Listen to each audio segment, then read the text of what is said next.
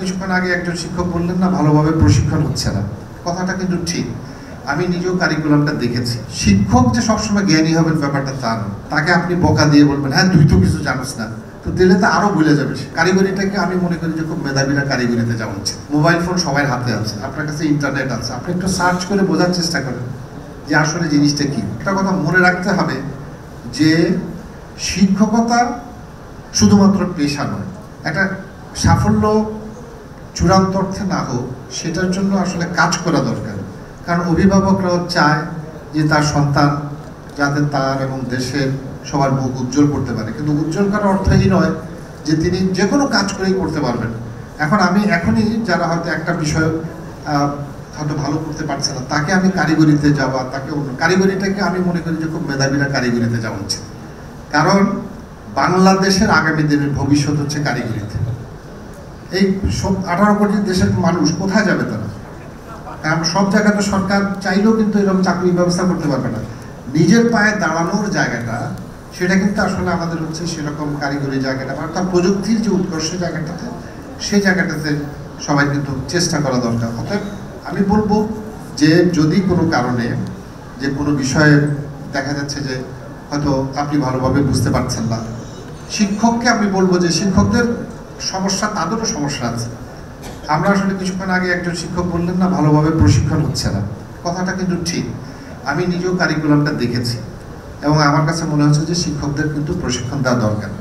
এখন একটা বিষয় হচ্ছে কি, সরকার আপনাকে প্রশিক্ষণ দেবে, যতটুকু সম্ভব সরকার সেভাবে আয়োজন করে দেবে, কিন্তু আপনি কি নিজে নিজে একটা প্রশিক্ষণ নেবেন না?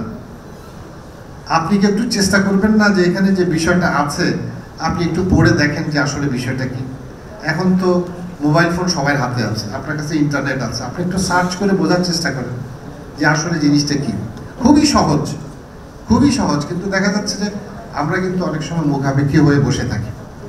যে নিজে থেকে, যেমন আমরা যখন কোথাও কোনো জায়গায় যাই, আমরাও কিন্তু নিজেরা, আমি তো সব কিছু জানি না, তাই না? এটা সবাই সব কিছু জানা সম্ভব না, এবং আমাদেরকে এখন অনেক বিষয় মানে সব জানতার মতো বক্তৃতা দিতে হয় সব বিষয়ে।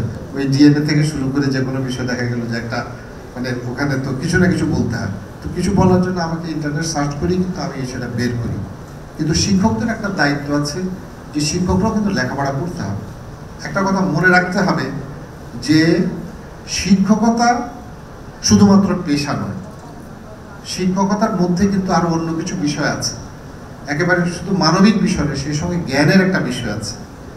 আর একজন শিক্ষার্থী স্কুলে বা কলেজে কিংবা বিশ্ববিদ্যালয়ে তিনি যে শিক্ষাটা পাবেন সেটা হচ্ছে তার অর্জিত শিক্ষা। কথাটা একটু খেয়াল করতে হবে, এখানে শিক্ষক আছেন। অর্জিত শিক্ষা। শিক্ষক যে সবসময় জ্ঞানী হবেন ব্যাপারটা তা নয়। জ্ঞানী হচ্ছে রবীন্দ্রনাথ। জ্ঞান হচ্ছে বোধের অংশ। জ্ঞানী হতে হলে লেখাপড়া নিজেকে ভালো করে করতে হবে।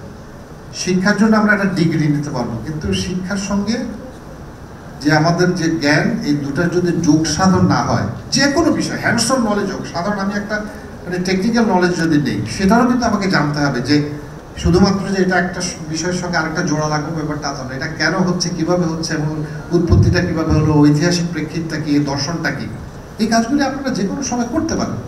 একজন শিক্ষার্থীকে যদি আপনারা দেখেন যে সে কোনো বিষয় হয়তো বুঝতে তার অসুবিধা হচ্ছে, তাকে আপনি বকা দিয়ে বলবেন হ্যাঁ তুই তো কিছু জানোস না, তো দিলে তো আরো ভুলে যাবে সে। তার চাইতে যদি আপনি বলেন যে একটু চেষ্টা করলেই তুমি পারবে, তাহলে দেখবেন যে তার একটা সাহস হবে। সংবাদ, ফিচার ও অনুষ্ঠানের জন্য ভিজিট করুন সংবাদ প্রকাশের ওয়েবসাইট এবং যুক্ত থাকুন ফেসবুক পেজ ও ইউটিউব চ্যানেলের সঙ্গে।